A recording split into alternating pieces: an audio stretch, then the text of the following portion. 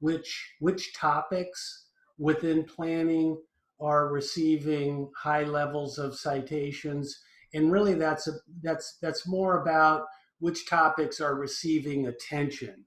And so when we think about what is a citation, and you think about your own writing process, um, when you want to justify, either kind of a fact or a method or some kind of approach, or you want to criticize, you know, another method, fact, well, maybe alternative fact, or an approach, you will cite the author. You're all familiar with with the citation process. And so, um, but I think it's interesting to think about what, the meaning behind a citation.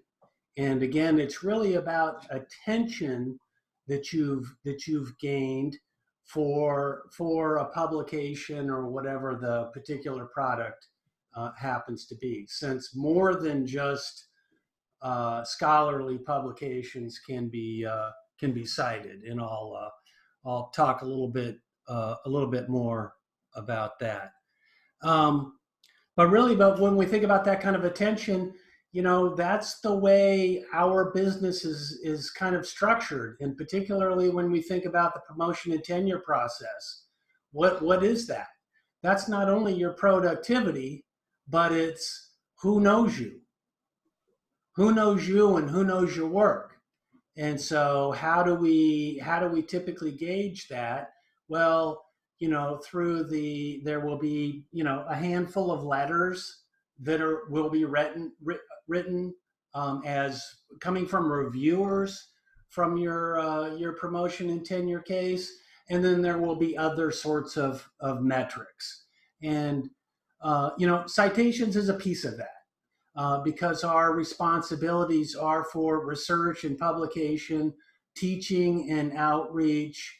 We're getting grants. I mean, there are lots of metrics around things that we do. And as you all know, there aren't metrics for a lot of things that we are responsible for. And so I don't know how many of you are getting credit for committees that you're on, or students that you're advising, or other free work that you're providing, like journal article reviewing, and grant proposal review. I mean, there's a lot out there, and I mention this mainly because um, while I think citations are important, there are lots of other measures that are or factors that are important for us to keep in mind as we're evaluating ourselves or other faculty. Um, uh,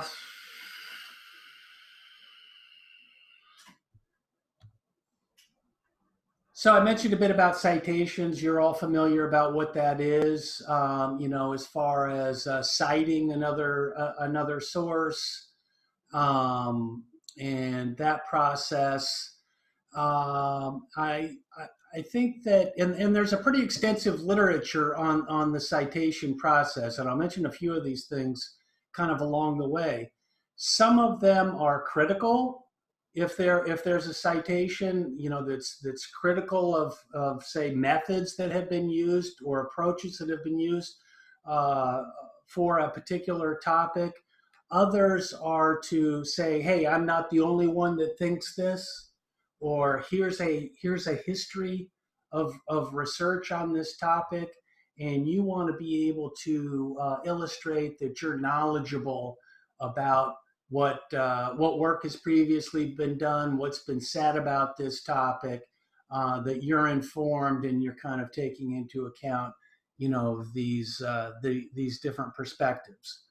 Um, I look at it kind of as a kind of a four-part process for all of this. So productivity is the first piece of that. Kind of obvious. You need to produce something. You have to write something. You have to publish something. You have to create something, and and get it out there.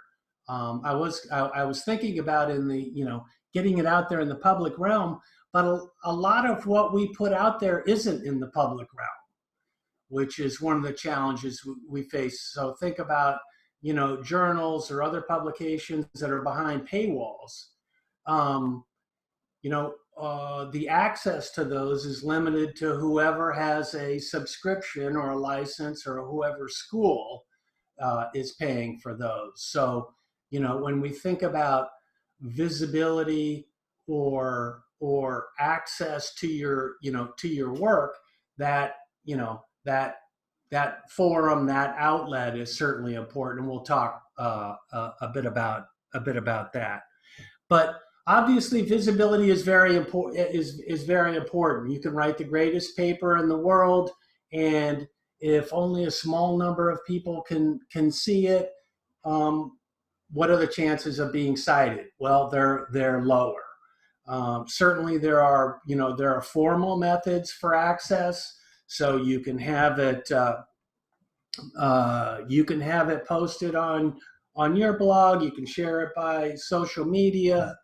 You can have it on your university website. You can have it in your Google Scholar profile, and all of the other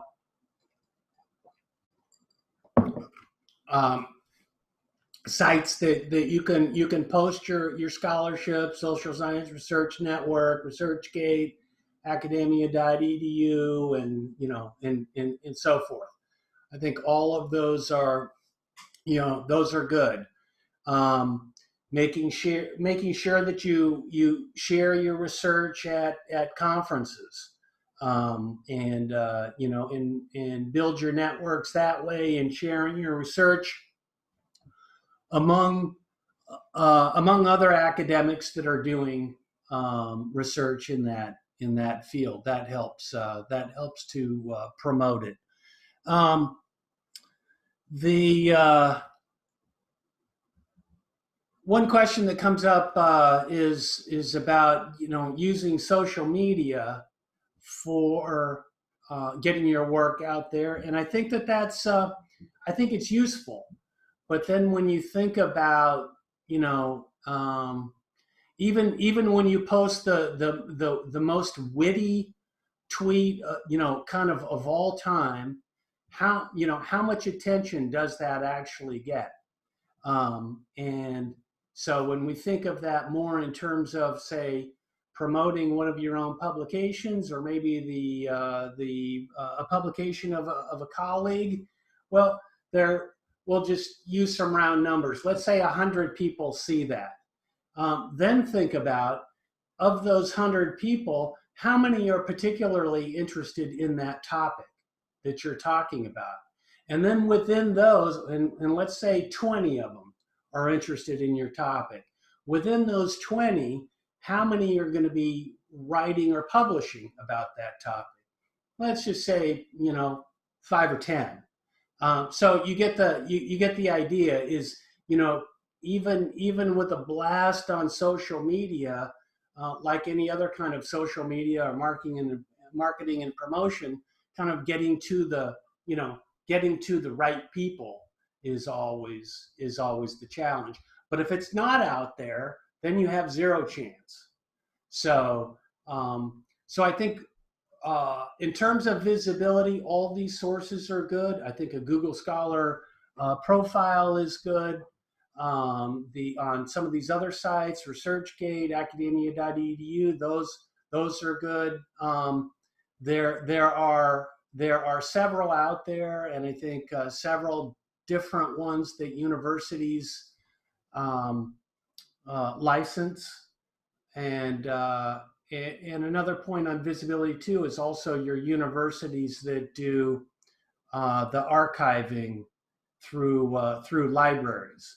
Those are also good sources too, and Google Scholar gets a number of or indexes a number of those sources from the university archives, and so Sometimes it's sometimes it seems like, oh great, another place to post my work or write something about it, and you're thinking about what's the you know what's the marginal value of of more time doing this, especially if you're having to do it in multiple places, off of across multiple platforms.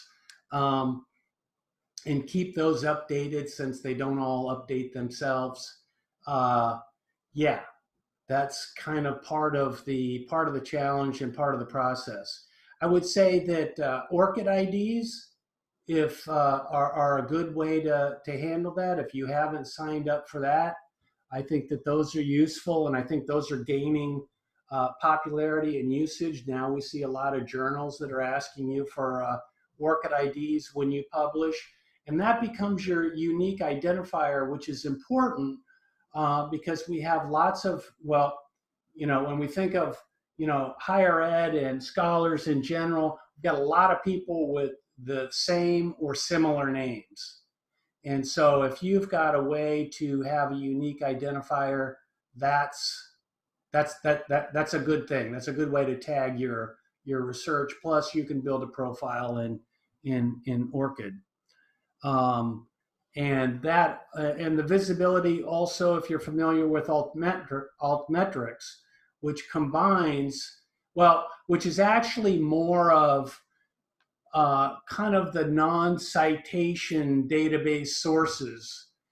It's a lot of the social media. People, have you been posted on Twitter or Facebook or Instagram or other, Reddit or however many other different sources like that. Those are tracked, um, and it's important to think about.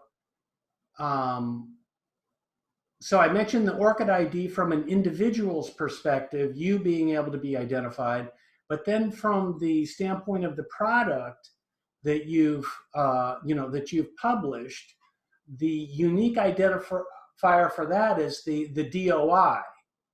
So if you post something about, say, an article you wrote, sometimes if you publish just the title, sometimes that will be indexed.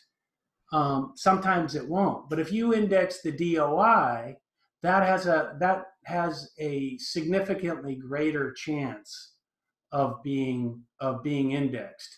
And so on say journal websites, you'll see where if you have a share function on those, which most of them do now, that will share the or that can help you share the DOI in the link to your article.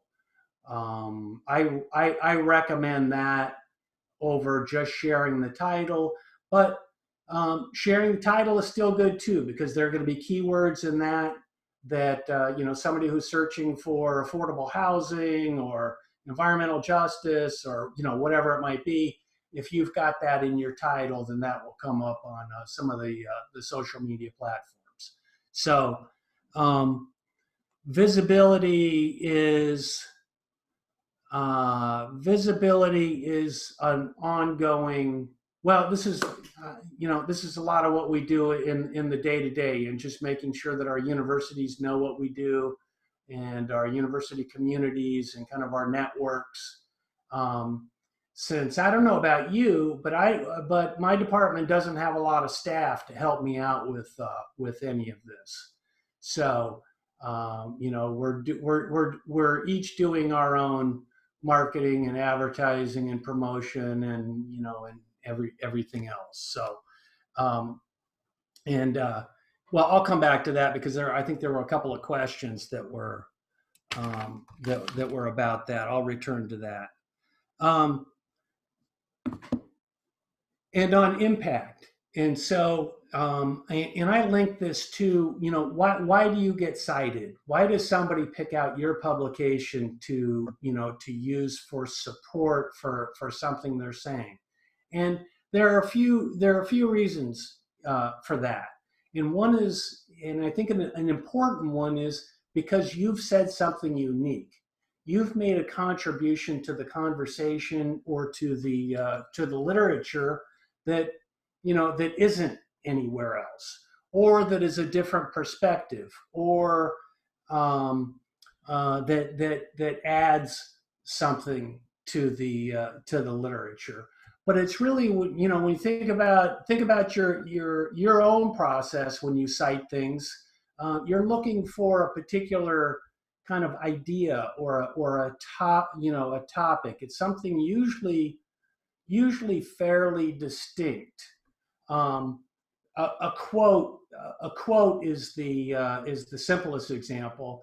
But if you've got an idea or a theme that needs to be digested in order to be cited, that's obviously going to be a little more work for somebody to cite it versus, say, a result or a finding or some other kind of fact. They in the citation literature, there is a lot of work that's done on what a citation actually means. There are people that will cite your work that haven't even read it. They'll cite your work because other people cited it, to provide support for a particular point. Um, uh, Smith, 2010, found that density leads to COVID. Well, no, that's a bad example since COVID wasn't around in 2010. Okay, well, you get the point. Some kind of finding, and maybe they've somebody looking at that got that from the abstract or got that from the title, and they said, oh, that supports what I'm writing. Believe it or not, this happens. Or people will read a particular section of your paper, your chapter, your book, and they'll cite that. Hopefully, they'll read the whole thing. But I think anymore, we're probably seeing more of, as far as reading patterns, and I'm speculating about this. There's a little bit of evidence out about it, but people aren't really reading, kind of full documents. Anyhow, so the point is, why do you get cited?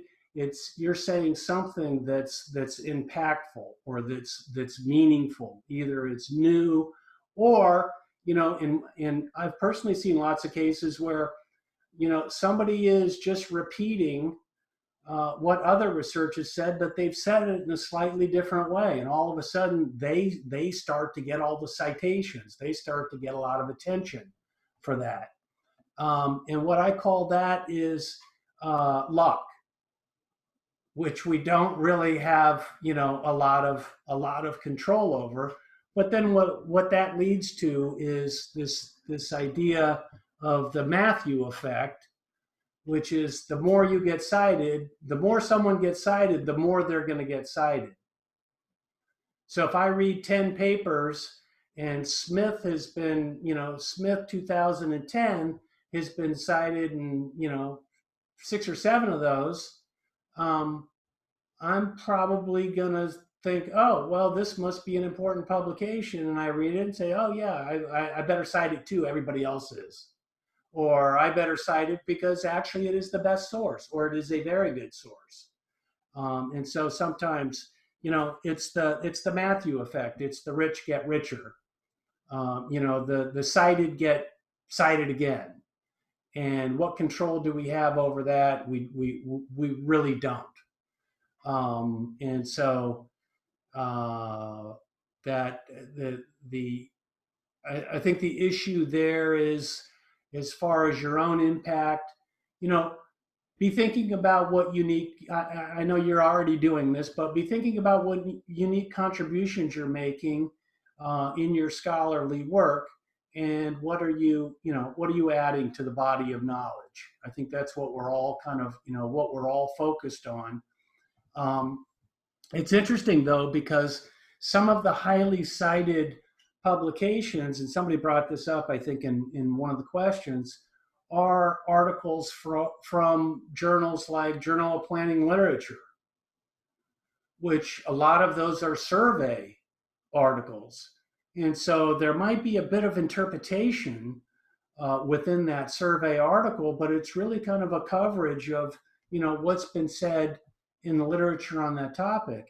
And that's very useful, because in our own literature reviews or our own writing process, we want to be able to show that we've covered the literature, that we understand what's been out there, we know what the arguments are, and the different factors that are involved. Those are very valuable articles to have. If you've got everything, kind of all in one place on a particular topic, so long as, a good job has been done on it, those are, I think it's understandable why those are cited highly. Kind of that author did a lot of work for you, and hopefully pointed you in the right direction.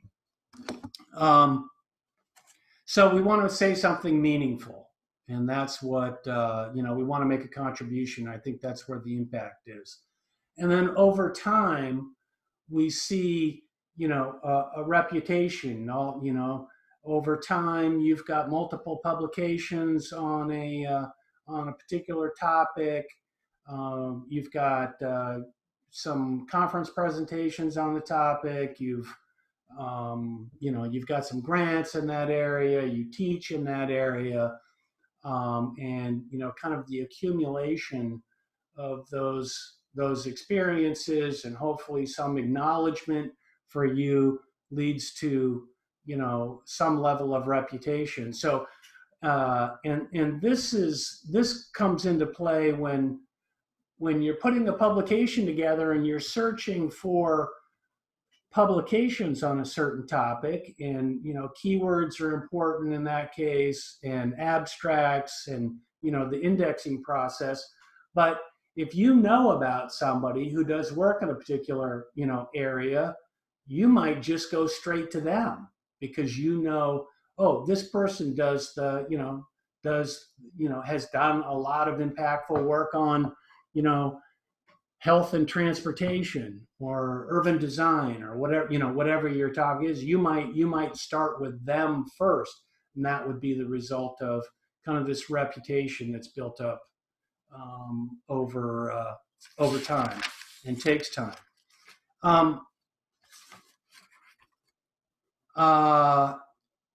Who's the audience?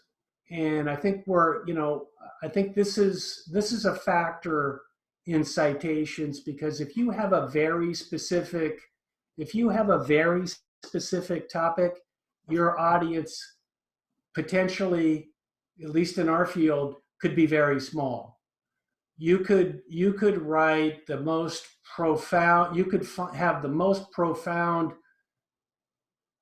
finding or observation or interpretation of something, but if your area is very small, the potential for getting a high level of citations is low, and that's just based on kind of the population, the audience size that you're working with. And when we look at planning in general, our numbers of total citations in general are low compared to other fields. We're small. U.S. and Canada, maybe a little over 1,100 faculty in urban planning that are full-time tenure, or that are tenure track. You look at fields in medicine or engineering, other social sciences. The population is just the audience is just many times that. So the chances that that your work's going to be seen and cited are just much higher.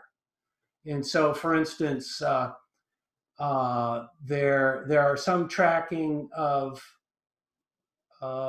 citations with the H index, which I'll talk about a little bit later. which an H index over 100 is considered highly cited. Urban planning doesn't have any of those people. Those are, I think, our highest is probably, 80 or something like that. And like I said, I'll get back to, and the number of citations, we don't have anybody with over, 100,000 citations. Other disciplines, especially sciences and, health, medical, they've got a bunch of them. But the point being is, think about who your audience is. It's not necessarily that you're thinking about it from the standpoint of, gaining citations, but you have your particular audience that you're communicating with. And we have our own strategies on how we communicate our research where, perhaps there are lessons that go broader than our own audience, and that might be for things like applications of methods, or interdisciplinary work where we make connections among fields. So the audience is